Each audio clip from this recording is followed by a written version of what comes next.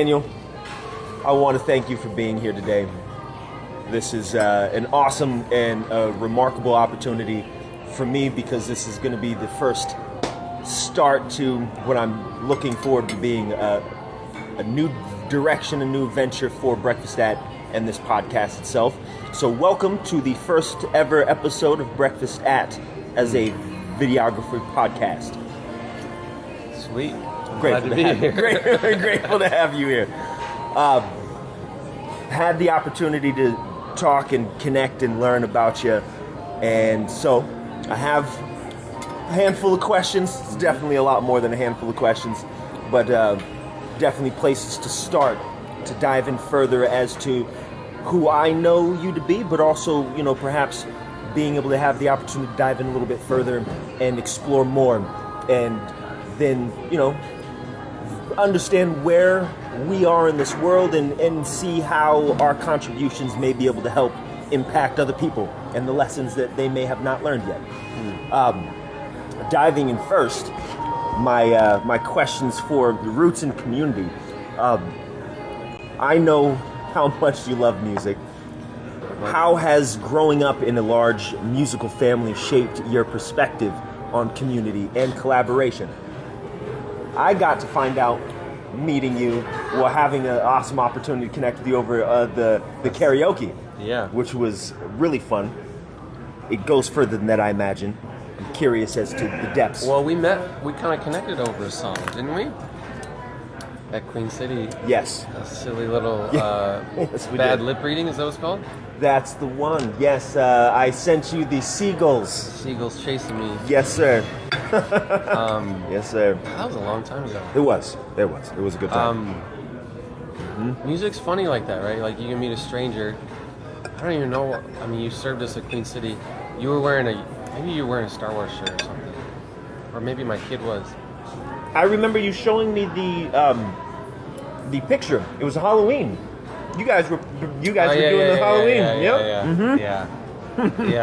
Well, I think it's funny because it was the first, second time maybe we had even talked at Queen City as you were serving me a drink or something. And I think music's one of those things where it's just an easy connection. Yes. Even a stranger, like, oh, this reminds me of that song. Do you know it? The fact that it took so, yeah. And then we fell in love with that song. Yeah, we had I had 13 siblings, have 13 siblings. And music was one of those things where I think in the chaos of the circus of my family, music was something that we all connected over. My mom and my dad both sang a lot. My dad was a pastor, and of course, him being the pastor, it was like a small, house-based church, so he would be playing songs, playing 3 chords, most of the time hitting the notes, but he just sang with such passion and earnesty. Is earnesty a word? Earnestness? Ernest goes to camp? Something like that. Yeah, no. And I think we all recognize wherever we were at in our spirituality, there's something about how authentic he was when he was singing. And so there was kind of a spiritual quality to music too. And my mom, I remember a lot of times when I was young, she'd be rocking me to sleep and she'd be humming and singing over me. Some of my best, earliest memories are her just singing, humming worship songs that I recognize from church. And I think that's why having all that singing around me kind of just put that bug in me. And then we all sang together in church bands growing up. Nice. And I played drums because I was animal. Yes, that was my first instrument. Wow, that's awesome. Okay. But I liked singing so much that drumming and singing at the same time got difficult. And right. I don't know, I'm sure I pawned it off to somebody. I finally got the ability to break off the drums because someone else learned how to play. And been singing probably since I was 15, as much as I could, anywhere, everywhere. And my siblings and I, we sing together, we record songs together here and there. Just did that last weekend for my sister's project she's working on. Yeah. That's awesome. Huge point of connection, huge point of joy. Yeah. depth of music. It's funny too, because like a lot of people I've been meeting that have some background in, I don't want to say just church or that environment, but it always seems to be like that pulls out a lot of. There's something so vulnerable about singing. There's something so vulnerable about singing in front of people. And I've dabbled, I've tried, but it's hard. It's hard to be willing to let yourself. Sing in front of people. That's fair. I like the way you work it. Yep. No, that's real. Yep. And that was the song. And it was. For our audience. It was. But it was. Even in just karaoke, like it's not. Being able to express and sing, even if it's not your own song, in a public light. There's something so vulnerable about it. There's something so. Oh yeah. Deeply spiritual that I recognize it. For me, it was like, well, I never felt comfortable doing it. But the more comfortable I felt, the more alive it made me. The more the invigorating sensations that come, the energy that you're just like, man, I want to do that again. And so I can only imagine, especially starting drums. I also drummer as well. Really? Yeah. Grew up with some good. Close friend of mine was a phenomenal drummer. Still travels around with his dad and his own band now. He's a prolific drummer. One of my favorite people. But yeah, he got me into drumming, and I was always a percussionist, but I never dove into it too far. I took trumpet, went that route. But music in its own right, I think it's awesome to see how you can make connections with people over music, and those little nuggets that really make it worth, like the Star Wars. Who would have thought that watching Yoda get chased by seagulls would have been the connective tissue that connected people over and established a friendship. People don't recognize how those small little things do just create that. Now, you are what would you use the term as you are a real estate agent? What is the title for you in that regard? That's a good question. There's a lot of weird, well, not weird, there's 3 titles that I go by. Okay. So there's a real estate agent, which is kind of base level. You have a license of agency. And then a realtor sounds really sophisticated. Some people say realtor, but there's an O in there. Realtor is a part of a larger group. There's a code of ethics to realtors. Okay. There's an association that I pay dues to, that I'm held accountable by. Right. So I'm also a realtor, and then I've just moved from broker associate to broker. So I'm no longer a junior. Right. I can start my own brokerage if I wanted to. Hey, start. I have no desire to do that because, I just enjoy boots on the ground, helping people. Maybe later in life, I would coach other brokers, but it just means that I know more rules and I know more processes, and been through. You're required to serve for 2 years before you become a broker, so it's kind of like just another level of expertise, I guess. So you can call me a realtor. Okay. As I just said, realtor. Yeah. No O, just no. You can call me a realtor. Yeah.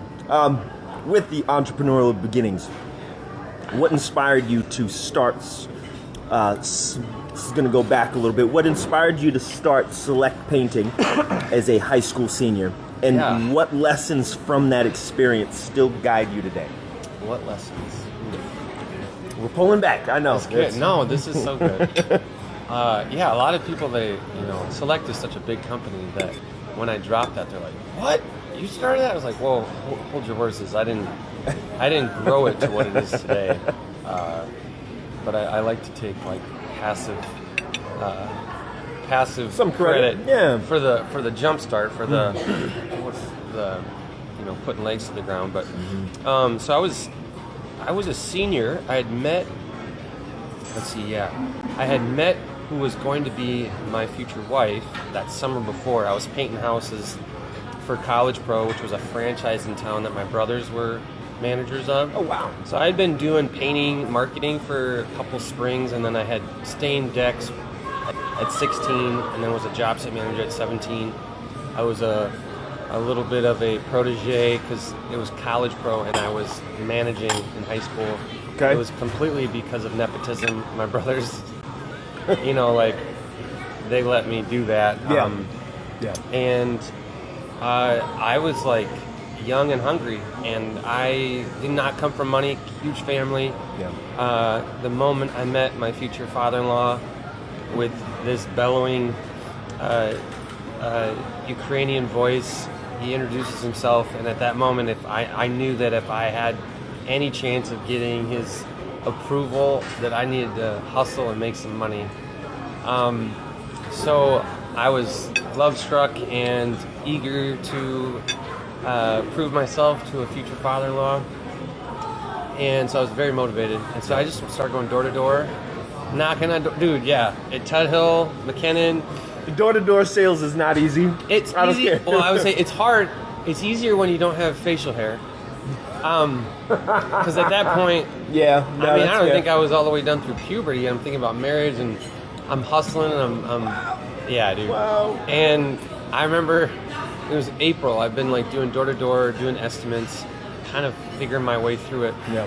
And Marty and Carol Enquist said yes to one of my bids, and they come to our home shows sometimes, and they tell the story to people that don't know me. They're like, you would never believe we were the first customer.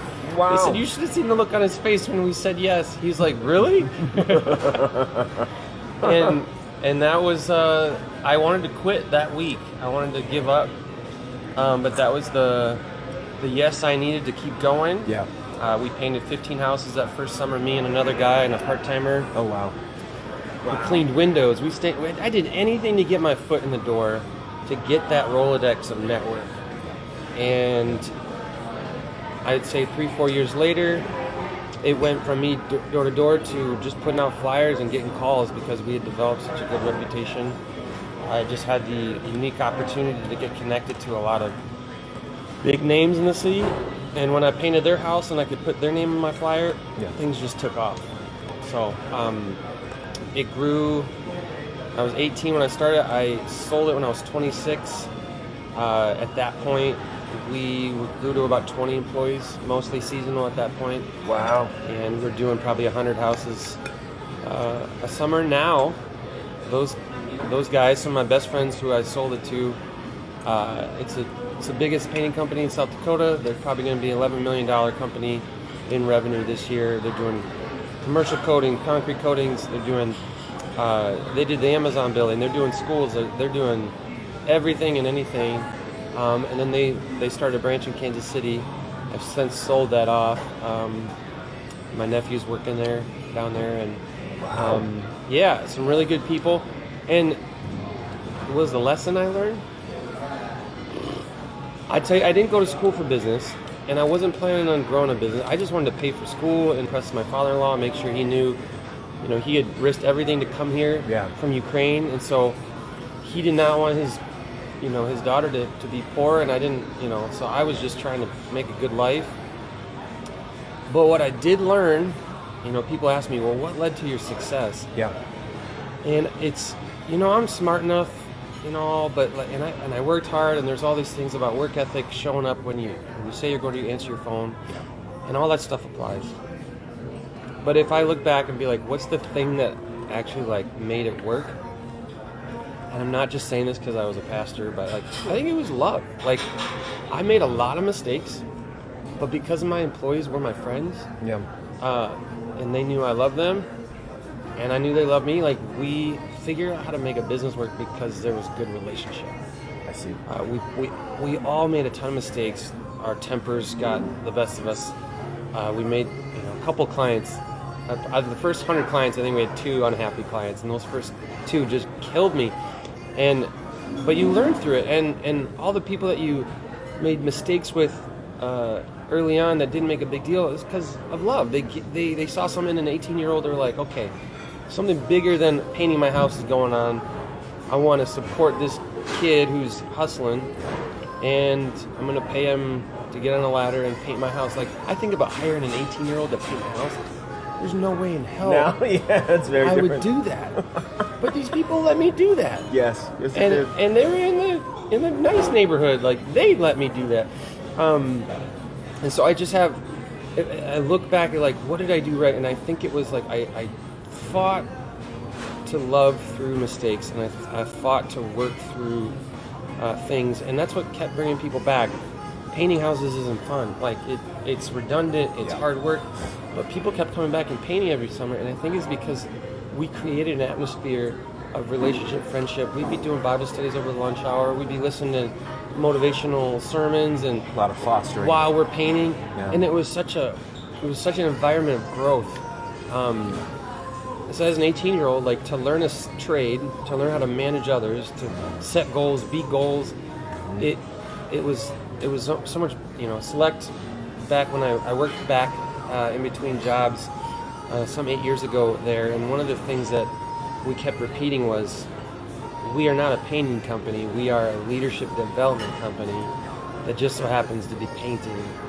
And that's how they grew. They grew, I think they're probably 120 employees now. Seasonally, I know they probably sub out a lot of work now, but we made it so much more about character development and skill development, where we got dozens of people from USF and Augie wanting to paint houses in the summer so that they can learn how to lead, how to communicate, how to do conflict resolution. It was all because we started in a culture of love and development.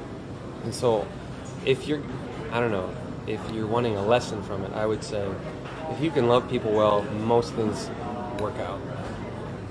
And they grow and they foster good things.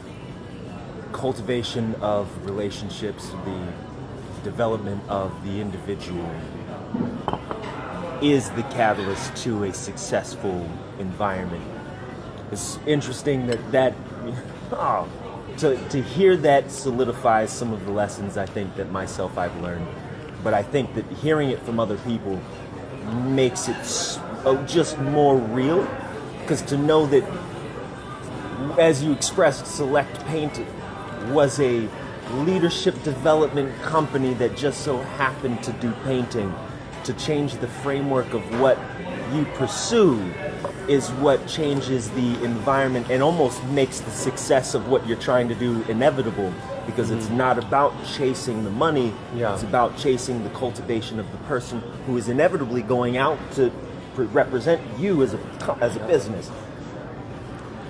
Camaraderie, good communication, but without good leadership, without good support, you can't have good camaraderie. Without good camaraderie, you can't have good communication, and that means that the success is limited. Oh man, that's a beautiful story. I had no idea, and I had no idea. So that's awesome to hear this. Yeah. I get to hear that story for the first time. Yeah, man. Yeah. Okay. This is going to be the best video of all. I look forward to it. No, man, that's awesome. So to hear that was some of your development coming out of, as an 18-year-old, getting into what became your future growth. I mean, from the outside in, it explains a great deal more, at least towards the ambition that you have, at least towards some of the successes that I've seen from the outside, like just to know who you are and the character that I have had the opportunity to see, and the person to whom I have been able to really come to recognize as you, like that supports so much, that foundation. I mean, it's not, I used to do door-to-door sales, and man, that, like, you want to talk about something crazy and just something that if you are not ready for it will show immediately.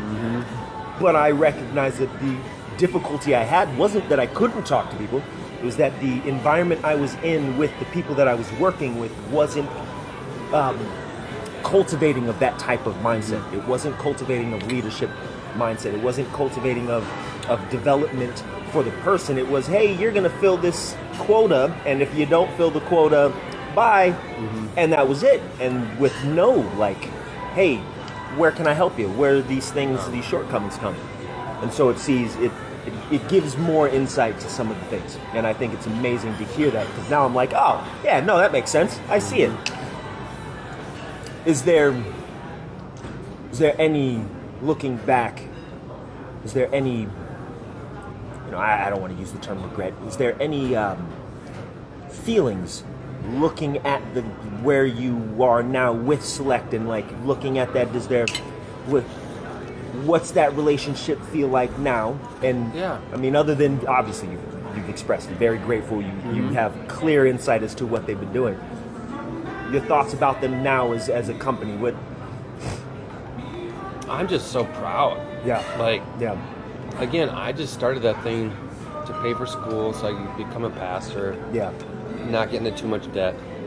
My mindset was make as much money as I can while I can, because I just assumed nonprofit clergy work was going to be tough. I grew up as a pastor's kid, and so like the fact that I grew it to something that I could even sell was a gift, unexpected gift. The fact that it started momentum. I knew I had something when we got voted local best #1. That's a good mark. That made me like, oh, I could actually sell this for something, because there's a powerful marketing machine. But my feelings towards it now are, I wish I would have stayed. I mean, had I known what I know now and applying that, I wish I wouldn't have seen the business as an obstacle between me and my calling, which was ministry. It was always this thing I had to do while I was figuring out my call. Call is a clergy term for your position, where you land occupationally. I wish I would have had the ability to see the gift that it was, instead of this like thing that was holding me back from my true purpose. Because when I came back and worked for them, I was like finding as much purpose in the leadership development of people as I was in any ministry context. But I was fully committed to that road of doing a church start, and Matt, the president and CEO, and he's one of the 2 owners now. He's a good friend. We don't get to connect as much as we like, but one of my longest friends, and his heart is gold. And I just know I know it's in good hands, and the legacy that they're leading with is beautiful, and I have nothing but love for those guys. Obviously, like I didn't want to leave. Part of that it was hard to leave because it was my baby, it was my security blanket. But if I hadn't left, I don't think that they would have grown it to what it is now. And a shout out to my older brother Caleb. He's the one that helped me even arrange the buyout, because I was in over my head. Like, this business was growing way bigger than I was trained for. And I said, brother, help me, because he had run College Pro, the whole Midwest division. Oh, wow. He understood the business. I mean, he's the reason why I was able to grow it so fast, is I had him in my corner. He came and helped us scale it and helped me just get into ministry, because I was overwhelmed with the business growth. And he gave Matt and Nate Tenaple, one of the owners that grew it, he gave them the framework, the coaching, the mentoring. So hindsight, I wish I would have stayed in some capacity to learn through the growth phase that they went through. But who knows what would have happened, and if I would have just held them back. It's fair. That's to hear that. It takes a lot, and I think looking at a lot of my own reflections, like, it takes a lot to be able to accept that there are things that are just out of our hands. There are things that they're just I'm not on that level. I can't do the thing that I know it's probably would benefit from. And to be able to walk away and accept that is hard, so hard. But like you said, it may not have scaled had that not been the case. And to say that is remarkable. It shows a lot of just your character and your willingness to, again, stand by the standards. It's about development of people first. And, there's a level to which you can reach, and you've reached that level. Hey, maybe it's time to bring somebody new in to be able to extend it just that little bit further and send it sailing a little bit longer, So that's remarkable. Man. Hope you got that on the camera. You didn't. You missed your shirt, so you're good. Got my drip. Got the drip. That camera's on. all the time. So, getting into seminary, Yeah. I'm curious because I didn't also know that was a direction that you had gone. You didn't know that? No, I don't think we really dove into it. You know I was in a Christian rock band in between there too? I didn't put that on there, I got did I? it. No, you didn't. I got to hear about Yeah, this. yeah. Okay.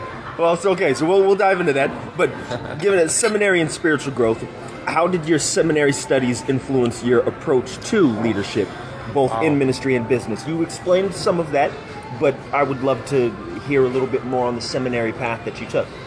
Yeah, I think, as I think about seminary, I think it's how I viewed my whole 20s, is like everything was an obstacle. Instead of embracing like the beauty of the moment, seminary was like my painting business. It was just a means to an end. I see. Like that's how I approached it. It was like, I just want to get done with this thing. I see. Yeah. So that I can do the thing. Mm-hmm. But as I look back now, like I went through seminary slowly. I did 3-3 program with USF, so I was taking college courses and seminary courses, maximizing tuition rates by going part-time, because that's just how my poverty, like I was maximizing everything to be the cheapest, because at the time I thought money's scarce. Yeah. Yep. And it took me 5.5 years as I was kind of going through ordination process, and now I look back, the first half of seminary I was rushing through it. I was just trying to get done. Yeah. But the last half of seminary, it taught me how to slow down, and my theology from day one to 5.5 years later seminary changed so much to grow in humility. I mean, I think, as I think about, like, there was moments in seminary where like every Christian should like go through at least a couple classes, because the humility and the zooming out effect that studying some of these things and why we believe what we believe, it put love to theology. It helped me get out of my bubble of like anxious fundamentalism into seeing the world from a historical perspective, deconstructing, or at least getting to the root of certain beliefs, why we started believing certain things. Yeah. It defanged me a bit, you know. It's an interesting way to put that. Yeah. When you know, especially some of my pastoral care classes and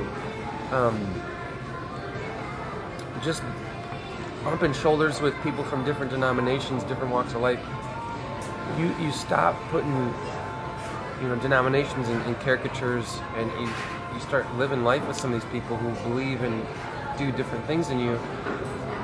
It kind of makes you zoom out and realize what's really important.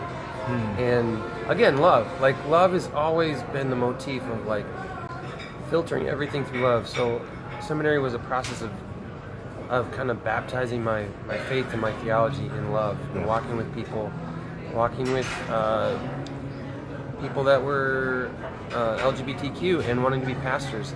And when I met them, there was not even a framework to believe that LGBTQ could even be a faithful member of the church. Yep. And so like here I'm confronted with so many beliefs while I'm getting to know this person and really growing to love and appreciate them, and seeing them as a person. Yeah. Like the radical idea that they are a person, like a human being. Yeah. And even back then, I think like some of the fullness of these changes have just happened even in the last 3 years, but there were these seeds of interactions with people back then that forced me to put rubber to the road to, you know, I knew Jesus to be this essence of love and empowerment, but my framework really held some of the implications of that back. And so going through life, taking it slow, and then boots on the ground in ministry for 10 years really seemed to hone my faith. And it's, even though I'm done with seminary, like my faith's constantly being refined. But that was the beginning of it. It was teaching me how to zoom out, teaching me how to be curious and not judgmental, to quote the great Ted Lasso, fictional character. But oh wow! So, as they say, there's the best part about artists is they use lies to tell the truth. And if you can create something really that good. allows, well, it's not me, it's a movie. It's called V for Vendetta. Oh yeah. But it's that part where Evie is talking to V, and she's talking about her dad, and she says that the greatest lesson her dad taught her was that artists use lies to tell the truth, where politicians use truths to tell lies. Oof. It's one of the most remarkable quotes, but I love that. a fictional character, but there's truth in that. And I think it was a beautifully well script. So I appreciate sharing that, because that, yes, again, even if it's a quote from a fictional character, there's still truth that I think people fail to recognize in that. So, no, that's... Artists tell lies. No. Artists use lies to tell the truth. To tell the truth. Yep. Politicians use the truth. Tell lies. Yep. Dang. I like that. It's not mine, but that's a good one. It's a good one. Well, I've somehow successfully avoided watching the movie. Now I'm sad that I have. You'll get there. You'll appreciate it when you see it. It's good. Yeah. So seminary, it was good. I'm grateful for it. I wish I would have. Again, hindsight, right? I wish I would have been more present with the good that it was, instead of just seeing it as a means to win. Same with my painting business. So that's like the arc of everyone's 20s, right? The tumultuous 20s is like you just want to get on with your life, but you're like missing the joy of the moment. Not seeing the journey in itself. Oh, man. Yep. So there's my little... So, now that we've gotten that, I want to know how the Christian rock band came to play. And please eat as well. But I would really love to hear that, because being able to grow up with people who ventured in those realms, music-wise, I knew that you did music. I knew that you were a prolific singer, also talented. I mean, you're talented, man. You've got some voice. But I'll take that. To hear, that's probably the thing I'm the most proud of. In like a less egotistic, like just a, I know what I got. Yep. How did the rock band come about? Like, what started that? Yeah. I had a great church mentor named John DeGroat. He heard me sing, and he knew I was writing some worship songs, and he let me play them at church. Oh wow! And he had this big vision of like having all these people that were writing in our church to make an album. So we made this compilation album. My first recording. What? I did horrible. I gotta look back to it and just laugh. And anyone who was a part of that project, we just kind of giggle. But you start somewhere, and then like I got to do my own album, and he got a band together. Again, I never thought I'd be that guy. Sure. Yeah. And to have somebody see something in you, put you in a studio. I remember the moment that I heard one of my singing tracks. It was even a scratch track on this stereo system. Hearing my voice with the band, and it was like I think I cried, because it was like I never thought I was capable of something so beautiful and excellent and glorious. And him doing that, I probably haven't told him this enough, but it changed my life. It changed the trajectory, changed my perspective on singing, on my gift, and had this vision of like, well, my MO back then was always like, how do I maximize my gifts to meet the world's biggest needs? And at that time, I knew music was powerful. I knew I was gifted. I knew I came alive in it. And at the time, like the most important thing was, how do I connect people to knowing Jesus? And so I wrote music from a very spiritual perspective. I was very evangelical back then, meaning like it was a very important priority to try to win as many people to have a relationship with Jesus as possible. Some of that was unhealthy because I was, in that constant fear of people going to hell and having to maximize every moment for that. But there was also part of it that was really beautiful. Like I had found so much healing and truth and wholeness in Jesus, and I did just want to connect people to that source. So looking at the good of that, and so music was this thing. Was like I could impact thousands. Again, my vision was always pretty small, but pretty big, bigger than I ever thought. And sure, yeah. So then, I assembled this ragtag group of people as I'm trying to work my exit out of select painting. I'm like, well, what's ministry look like for me? And I didn't know where I fit in church ministry because I was a little non-traditional. And so I thought, well, maybe we'll just start like a band and make it a ministry, and we'll just freaking go to town, record CDs, travel, play at churches, because like we started getting invited to play at gigs, and so then we recorded a second album, and we named our band Tin Man Revival, and we used this, yeah, and it was legit. Like, that sounds like, so cool. Now I look back and like, oh, we were kind of like, we were better than I think we even knew. Yeah.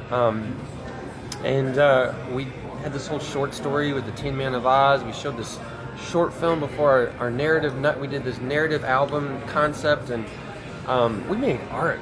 Wow. And like you had like an ambitious album. Yes. It was, oh man. And we were playing big gigs. I think our CD release show, we had like 400 people come out. I mean, that was a surprise, and like we just kind of rode that momentum. Yeah. We had some mentors in nonprofit ministries kind of see our vision, see our capacity. Justin Vanderwater, Todd Vogt, it was called Our Primary, Seth Deckinga, they all supported. They did merch at our shows, like connected us to churches to try to play gigs. Wow. And our big shining moment was when we got to play at Lifelight on the main stage. I don't know how many people are there. It was a lot. It was a big field. It's kind of a blur. Yeah. We were the first gig on a Sunday afternoon. There probably weren't a lot of people sitting down to listen to just us. They were just probably walking around listening. But it was a glorious moment because that sound system was probably $250,000. You know, they had bands from all over the world playing later that day. Yeah. And then I decided to take a job in Albuquerque. It's an internship with a recording artist, and I was hoping to get signed through that connection. So I took 3 months, went down there. I'd come back in between those 3 months to just check in with the band, and like everybody's pregnant, and we're all young. We're like, we gotta make money. Yeah. And so at that point, I hadn't got signed yet. I hadn't got us signed yet. We kind of said, well, that was cool. And then we kind of moved on. I pursued it a little bit more as a solo, but I just didn't, in the words of my mentors, I wasn't obsessed with music like you need to be to make it work. But it was a fun little burst, and our CDs, our stuff's still out there. We have this little cult following, probably 200-300 people that are like, remember back when? That's awesome. And it was really fun. So I still write and play music, not nearly as dedicated as we did back then when we were young and hungry. But I am looking this year to kind of get back into the studio, and I'm going to do some Christmas songs. I can see it. Yeah, dude. The Midwest Harry Connick Jr. No, I'm not that smooth. I'm a little rougher around. I think he's got that sweet. He does have that southern little bit to him. Yeah. Our stuff's gonna be more like soulful, bluesy Christmas jam. Awesome. Yeah. I look forward to it. So I've been doing a little bit of some remixes on Facebook, and nice. I got a lot of songs about love and breakups, but that stuff probably won't be public. So fair enough. Fair enough. I wanted to kind of double back in something that you had expressed, and I find it fascinating because you're not the first person I've heard it from, but the way you articulated it I thought was impressive. The idea that there was fear that came from not being able to, and I don't use the term convert in the way that it's used, but bringing people to Jesus. The fear that you had expressed that came from that. And it's interesting to hear that because, like, I grew up non-denominational Christian, and it wasn't ever I kind of, found my own way as I got older, and still found my way to love, as you described, that being something that I found as the foundation, which is what everyone says when they talk about Jesus, when they talk about that aspect. And I'm curious as to that perspective, how we're in this effort to bring people to love, and we get so involved that the fear that we're trying to combat inevitably introduces itself in a different way. And so I'm curious as to that. What was it that you found you were confronting in it? And what did you find in yourself that allowed you to not let that fear become the catalyst or stop you from that pursuit? Because fear is a monster that we all face. That situation, I just find it interesting. So the thing about the fear that I mentioned, it was never conscious. Wow. Okay. Conscious. It was not a conscious, everyone's going to hell, I better do everything all the time. It was kind of the implied conclusion. Okay. It's this background music that everyone hears is being impacted by, but no one's really conscious. You know how you there's times when you get overstimulated, someone's talking to you, another person's talking to you, and there's background music, and all of a sudden, the stress of all that stimulation just kind of makes you snap. Yeah. And usually you snap at one of the three, but it's not really. I think that's what it felt like. It was this music going on. Yeah. Think of it like a fast orchestral, this fast-paced thing that seems beautiful and good, but it's kind of getting you manic. Yeah. I would say that is probably the nature of it, because most of my faith was about love and connection. Mm-hmm. The thing that started changing things was, it was 2019. Okay. I'm pastoring a new church start called City Church, where it's been a full year and it's been a tumultuous beginning. We had some issues with our home church. They were not as excited about losing people and losing...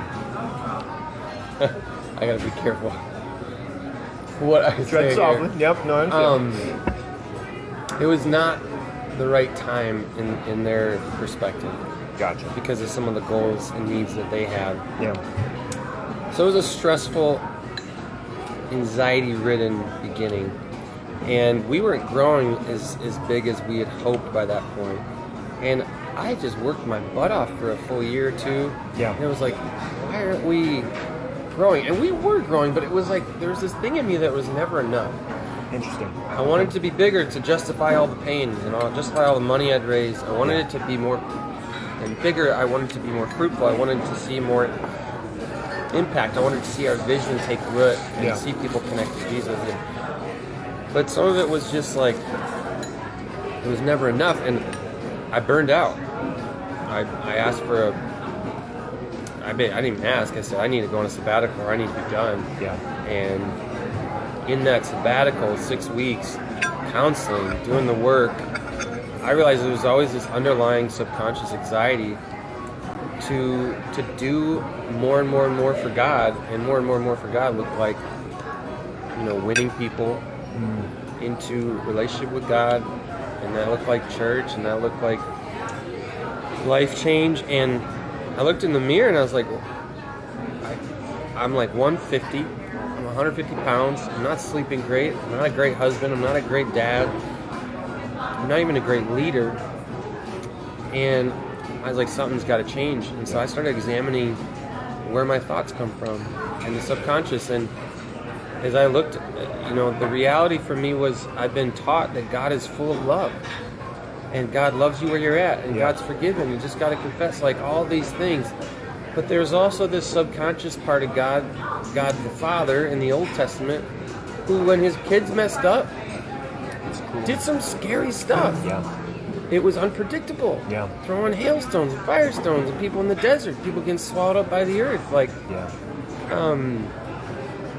And then there's just, mass genocide. And it's it's okay because God told him to do it. Yeah. And as a 10 to 12-year-old, these seeds of God's nature are being put in my brain and my subconscious. Reading the Old Testament without much guide, because you read your Bible. That was it's just you and the Bible, and good luck, 10-year-old Daniel. Good luck, Good looking through that horror stories. And Abraham's being asked to kill his son, and it's that's cool. God's just testing his faith. Meanwhile, as a child, as you read these stories, and I think as adults too, there's some implied messaging. Yes. That God is good and loving, and and all these things, but then God's doing some really confusing, I think is the It's a good way. nicest That's a word. very good way to put it. Yep. But if you're objective, it's kind of messed up. Like if I'm a dad doing these things to my kids, they would be taken away from me. Yep. Quickly.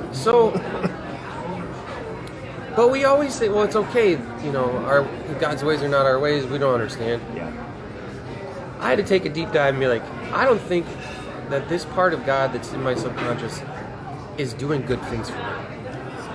And so I either need to change my faith, or I need to, I don't know, find a different vocation. But for me, it was like, I got one thing, and I got to just be open to maybe God is actually just Jesus. Maybe God is only Jesus. Maybe Jesus is what everything hinges on, and that's what we filter everything, interpret everything through. And I had framework for this idea, but in my head, Jesus was this loving, beaming, beautiful-eyed, grace-giving presence. Yeah. But he was holding back the austere, slightly disappointed, father. Yeah. Father figure there was. And my behaviors showed that bipolar theology, that bipolar, God is this one day, so I have peace one day, but there's always this like, never enough, never enough, never enough. So then I decided to try to rewire my brain about how I believed who God was, and I tried to rewire how I read the Old Testament and parts of the New Testament. Yeah. Whereas, like, what if God was just Jesus? And what if the words of 1 John somewhere, some chapter, I'm not ever good at remembering, but it says there is no fear in love. Love drives out all fear. Yeah. And so I just thought, well, what if that's true? What if there is nothing about God that we are to be afraid of? Yeah. And what if everything, every scripture, every story I've heard that has contributed to this underlying fear, what if I just cast that aside for a little bit and just believe this transforming truth that there is no fear in love? And I just started weeding out all the ideas I had about God with fear, and I started weeding out all the stories that contributed to that. And lo and behold, 5 years later, I've gained 25 pounds of muscle. My sleep is better. I'm sick less. I am more present as a father. I am so much easier on myself. I think my friends and those closest to me can attribute to a massive change of who I am in the day in, day out. Yeah. As they're talking. I'm listening. Like, just life has just slowed down and become so much more peaceful. And I think it scares some of my Christian friends because I went from champion poster boy of evangelicalism to like, there's a lot I just don't know anymore. Yeah.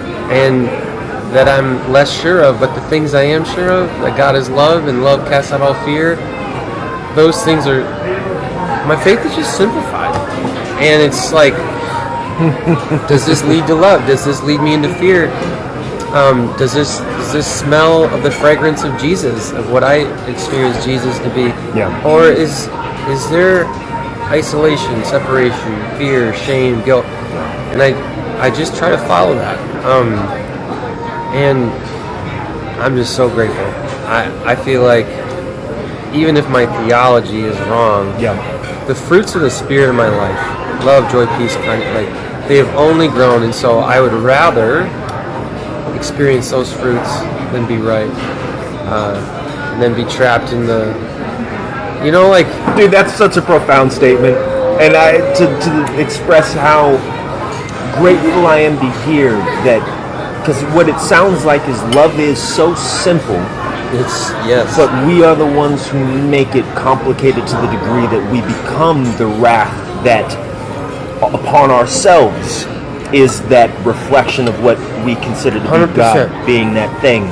100%. I've always, in my discipling as a pastor, like, this idea is we treat ourselves the way we think God treats us. Yeah. And we treat others the way we treat ourselves. They're close.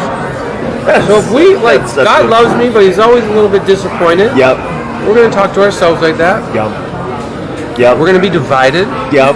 And then we're going to treat others that way. Yep. I love you, brother, until you do that thing. And then all of a sudden, this sneaky little traumatized part comes out, and we lash out, and we punish, and we cut off, right?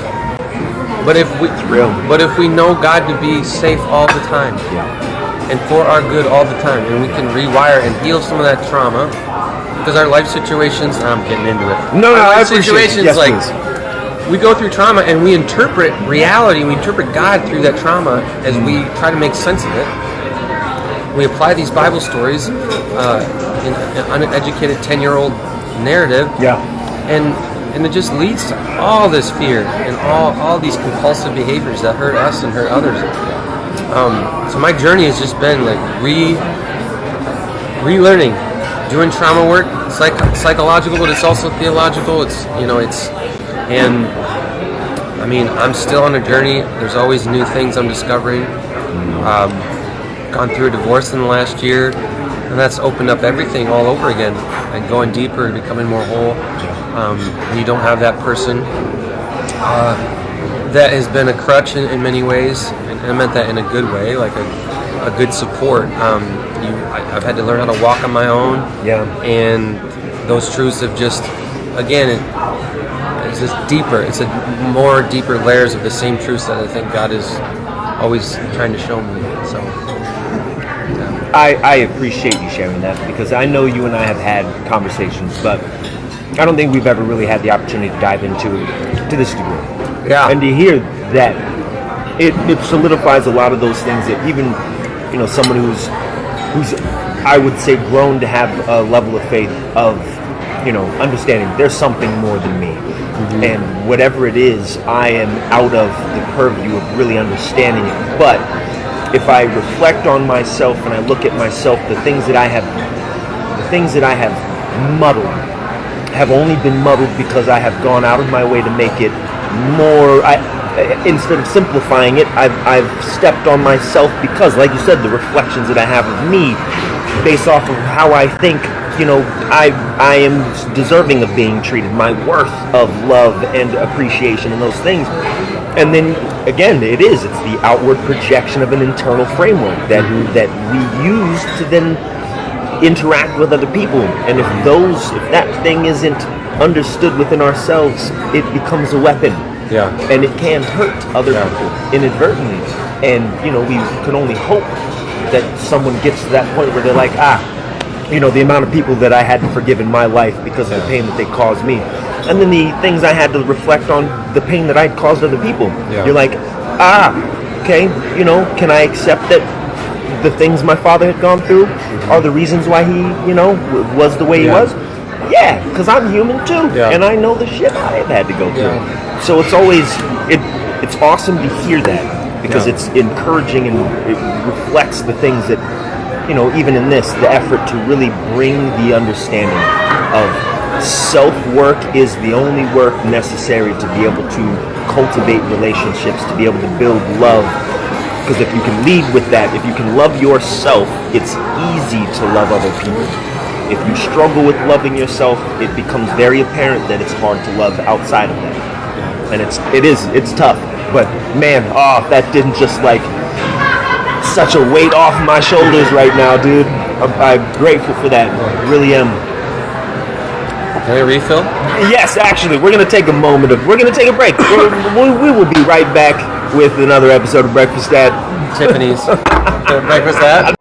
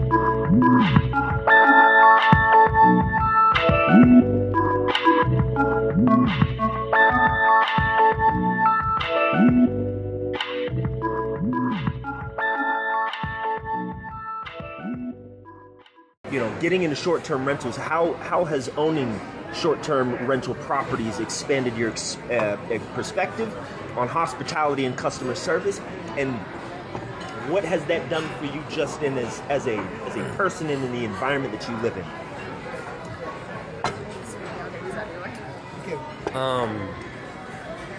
That's a great question. Hospitality. So I knew, ironically, not a ton, because I knew that as a realtor and as a dad, I didn't want to be the one managing these properties. I knew that the key to scaling was that I wasn't doing everything myself. And that's my goal with them, is scale. Passive income is the goal. Yeah. It's not because I want to become a tycoon. It's because I have goals of doing nonprofit work and doing music and being self-funded. Because of my experience in outreach, in clergy work, outreach requires either fundraising from without or making the people that you are reaching out to be the ones that give you funds. Neither of which I enjoyed and felt were life-giving. And so I thought, man, I think it might be just easier for me to live my life making my own money and getting away from some of the structures that stress me out. COVID was a tough exposure of the money side of ministry.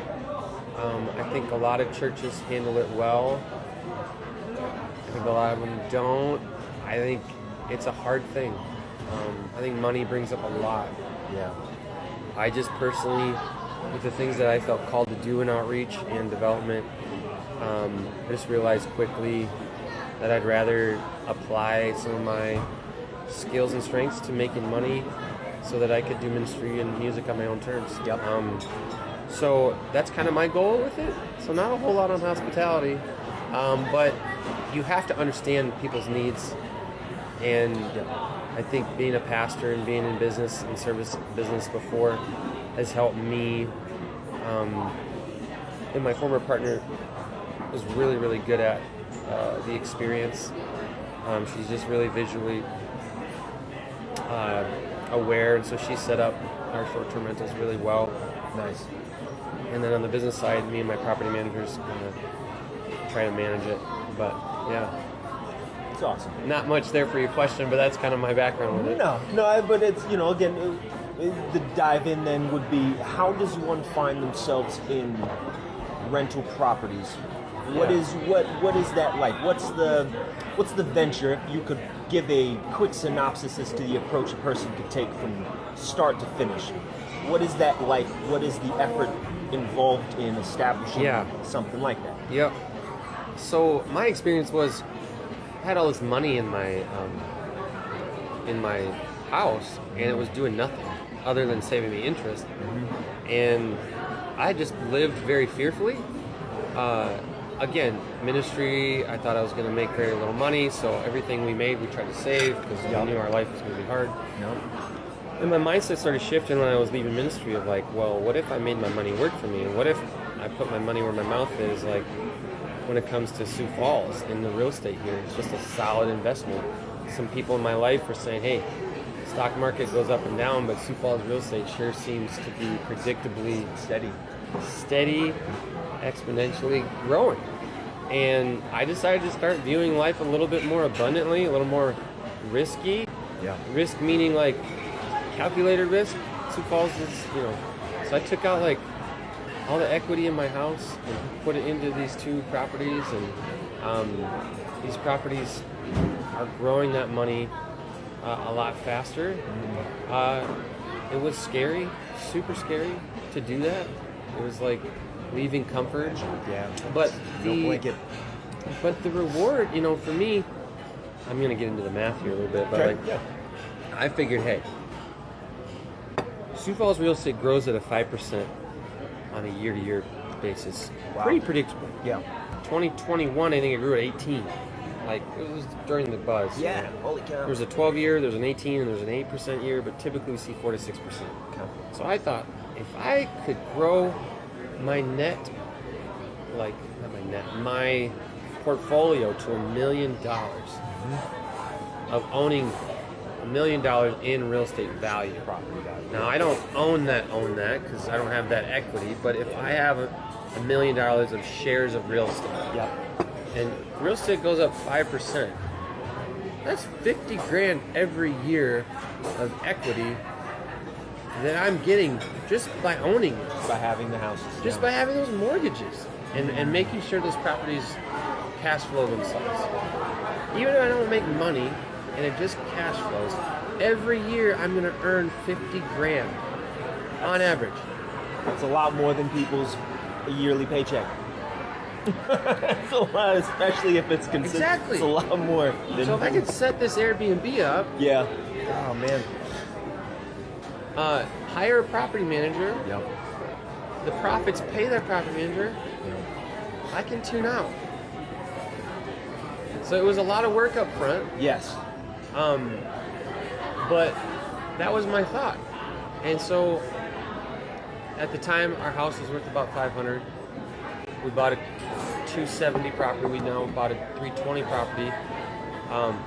Things are changing now because of divorce, but like in general, I got there and I thought, this is my retirement. Instead of putting money into this market that goes up and down, I Yep. can't control. Here's something I know. Sioux Falls keeps growing. We do things right. Our economy is self-sufficient. Every time there's a recession, people move here, Yeah. Yeah, it feels that way. It which does. makes real estate go up. And then when there's not a recession, people move here, real estate goes up. So I'm a risk-averse person, so this was a calculated, like, I think this Makes is sense. a really smart idea. That being said, the short-term market does change, and you got to adjust. It's constantly evolving. Sure. Yeah. You got to shine. You have to have amenities that make you busy in the winter. Yeah. You get bad customers.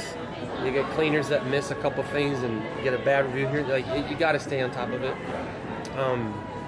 But in general, I'm still fighting for that dream. I've got a duplex now, a long-term rental. Don't like long-term at all. No. Had a tenant commit murder. So like it, yeah. Short-term rental, you don't got to deal with that stuff usually.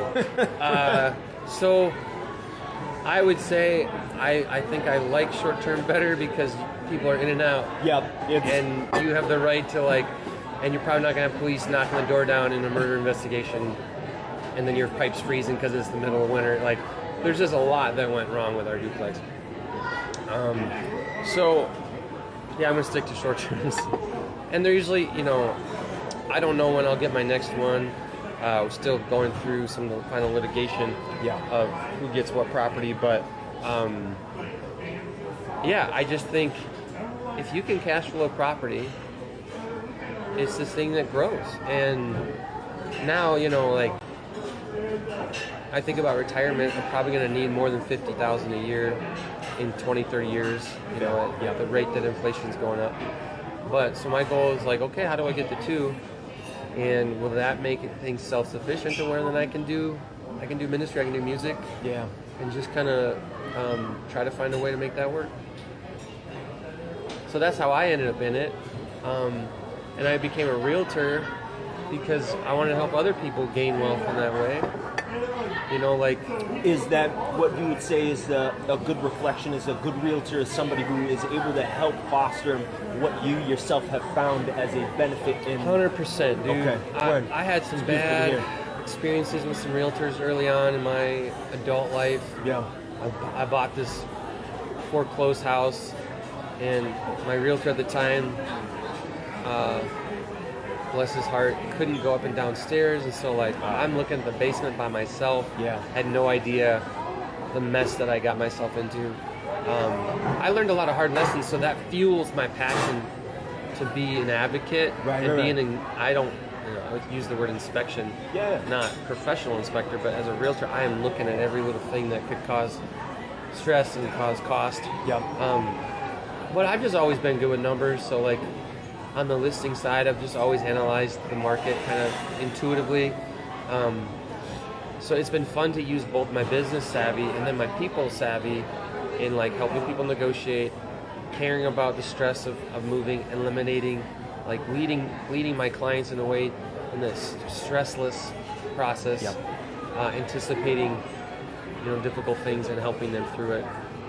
I like that I get to counsel people. Like half of my job in real estate is just asking good questions to help people get their own clarity versus me steering or pushing. Like, I want them to know their why, and then we develop a strategic plan to accomplish their why. Not, I need to get sales. Here's my way. Let me like push my goals.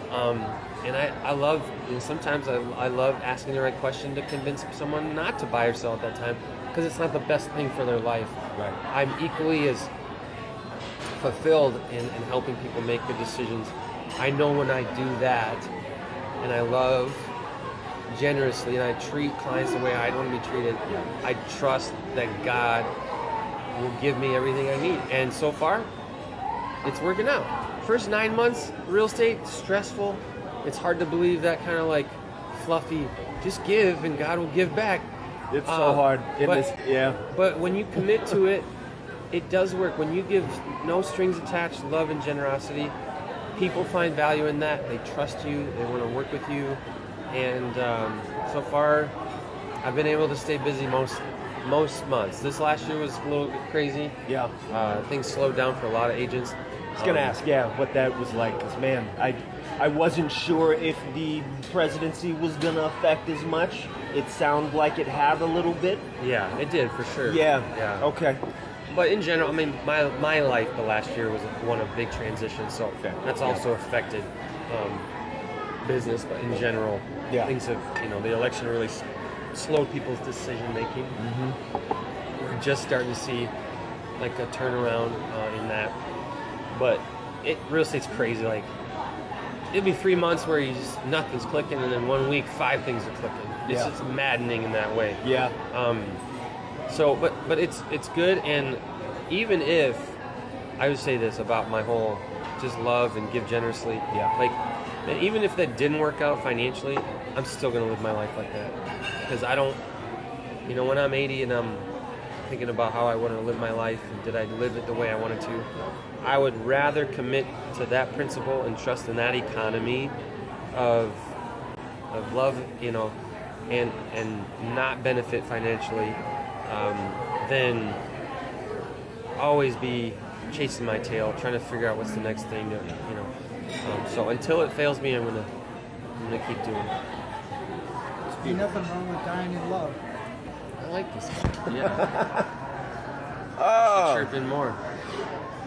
Got some sagely wisdom coming out of the corners. It's true.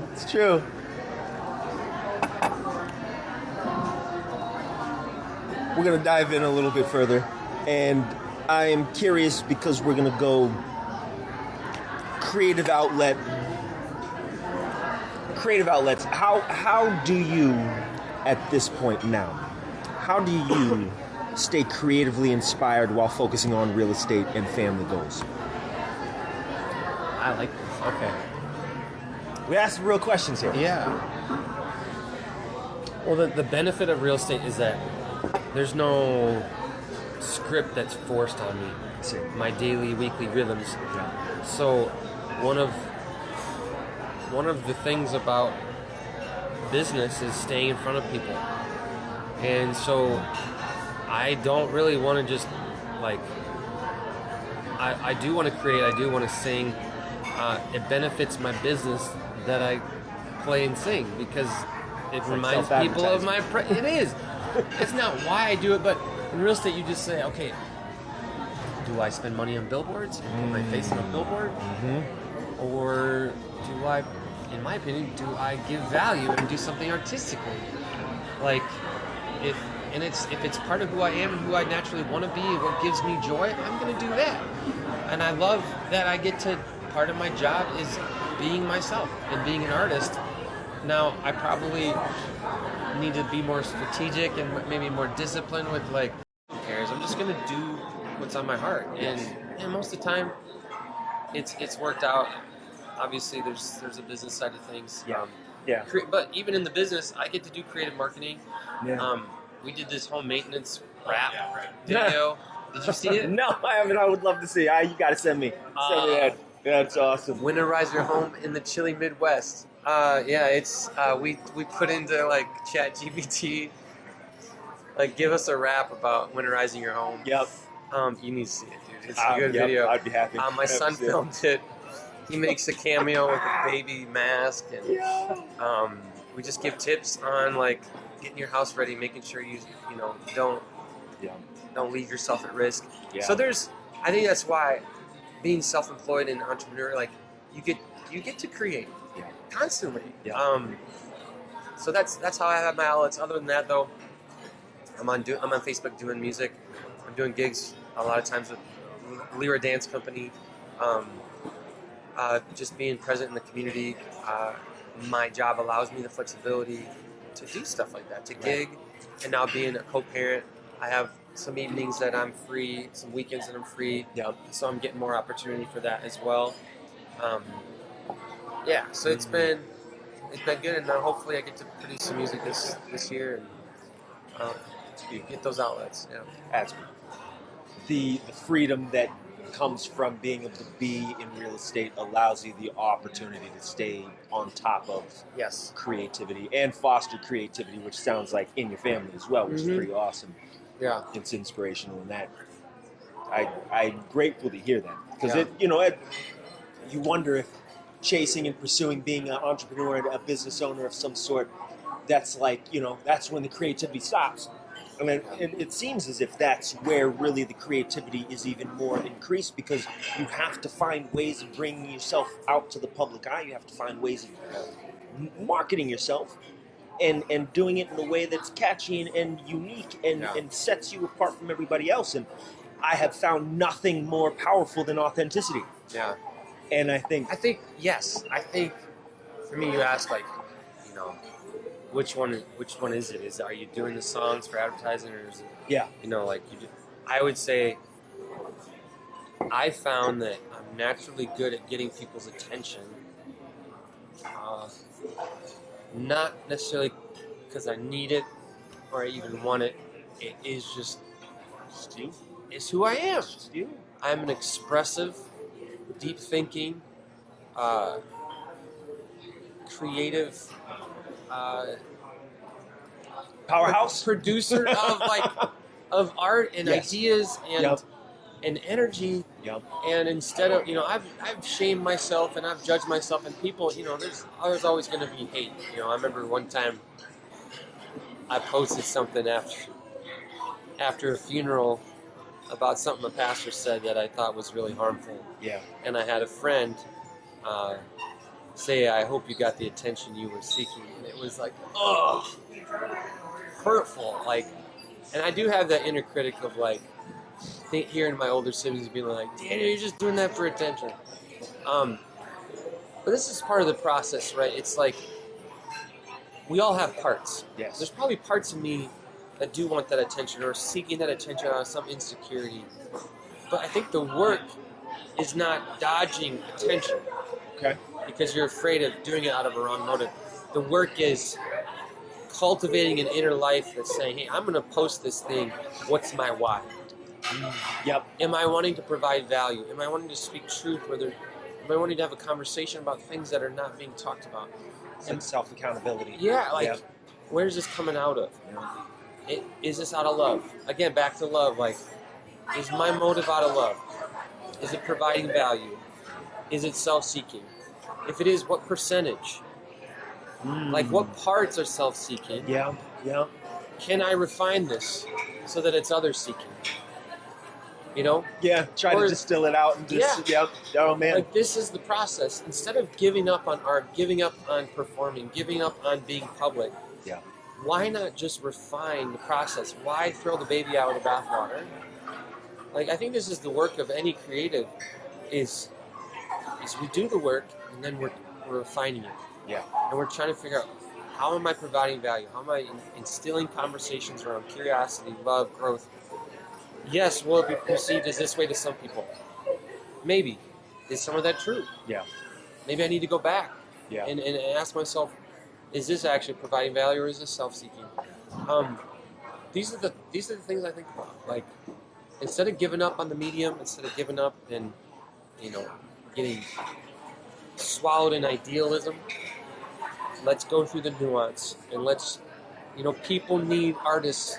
They need people to be creating content because that's how we learn, that's how we grow. Yeah. Like, so instead of just saying it's all bad, it's all self-seeking.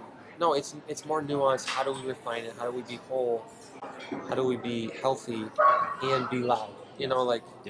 How It's can I not be one of- loud without inadvertently hurting another person, Yeah. but still be able to say the thing that I was meaning Yeah. to say to help cultivate? Yeah. Yeah. Once somebody said a really helpful phrase.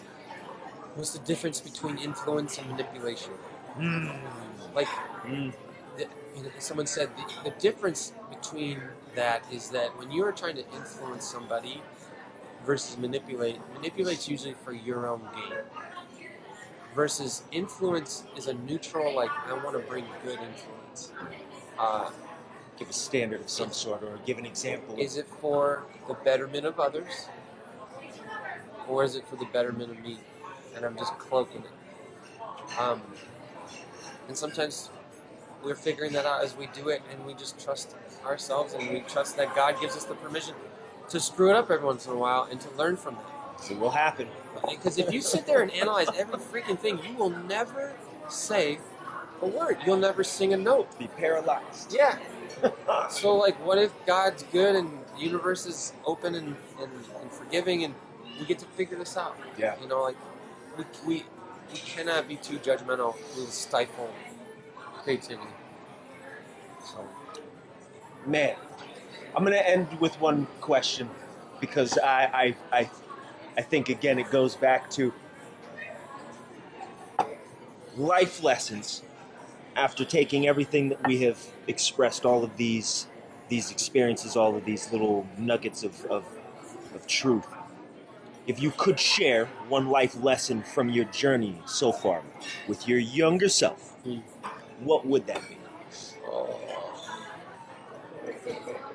I feel like Jay Shetty asks a question like this. Yes, more than likely. Yeah. Can you repeat it? Yeah. What is a life lesson that you would share with younger self? As up to where you are now, what is something that you would love to be able to go back to your younger self and say, hey, I want you to know this moving forward? I know that's I feel like this is a question everybody should ask. Yeah. You are enough. I think that's it. You are safe, you are enough. I think if I look back at all my compulsions, all the behaviors that have hurt me and hurt others the most, it's been out of those two insecurities. Yeah. Based on my wounds, my trauma. I think I would have been able to love better had I really believed those truths. Yeah. That I'm enough and that I'm safe. Yeah. My adult self, most of my work is reparenting my younger parts, and those are typically what I'm saying to my younger parts, to chill myself out, to reground, to recalibrate. And those are self-led, but by self I don't mean like my ego, my Daniel-led. It's the God in me. It's the Christians, we say the Christ in me, the Christ consciousness, whatever you want to say. It's those truths coming from a universal, loving, divine being that is somehow outside of me and inside of me, telling me who I am. Yeah. And I knew those things in part, but now I'm beginning to really know them and see the fruit of that. So being enough would have helped me learn a lot of lessons in relationships, especially my marriage, insecurity, being a child, getting married as a teenager. You just start developing codependency, like my worth is based on this person's opinion of me. You end up just down rabbit holes of just so much conflict because your entire world's wrapped around this other person and vice versa. And then I think being safe, like half the work of being an adult is healing your trauma so that there's not parts of you that feel like they're unsafe. When we feel unsafe, we do the stupidest things. We say the stupidest things. And just to figure out a way to make yourself feel safe, to do the work, to put up boundaries with certain people, certain rhythms in your life, just to feel safe in your own skin, is huge. And I'm just now reaping the benefits, where I'm safe no matter where I go because I'm safe with me. And I really love myself, and I'm just really chosen and worked hard to feel safe with God through everything I've been through. You are enough and you are safe. That's what I would want my younger self to know. Man, every time I have the opportunity to talk with you, I feel like I'm left with something that is profoundly worth reflecting on and taking in and becoming a part of and adding to my own way in which I go about interacting with people. I want you to know it's always been a pleasure, honestly, and I have continued to look forward to our connections and the opportunities that I've had to be able to grow and learn and understand you as a person and where you've come from. And I think even in this conversation, it's definitely deepened that relationship. I'm grateful to have you here, especially on this first ever opportunity to create this podcast as an actual visual. It's one of those things that I didn't know if we were ever going to get to this point, and I'm grateful for Bobby Tate being here as well, because if it wasn't for this guy, I don't think this would have ever even come. I would just be still with my phone recording, having questions. I love it. Love you too, man. And I look forward to continuing this. And I said I love it, but I also love you. Wow, I love it too. Love it too. But no, He was just ahead of you. Just wanted to make sure it's out there. But thank you for being here, and I look forward to seeing the growth that comes in the future. I want to thank you folks again for being present here. This is the first episode, visually and auditorily, of Breakfast At, the pilot. And we look forward to creating and continuing to support a community in need of connection, one meal at a time, and fostering what it means to have deep conversations and hold space for one another. It's always going to be difficult, it's always going to be hard, but if we learn how to, as we've learned, lead with love, everything's possible, anything's possible. And we can grow and get to the top of that mountain, and everyone can thrive that way. So thank you guys for being present. That's a wrap. Camera. Yeah, thank you guys.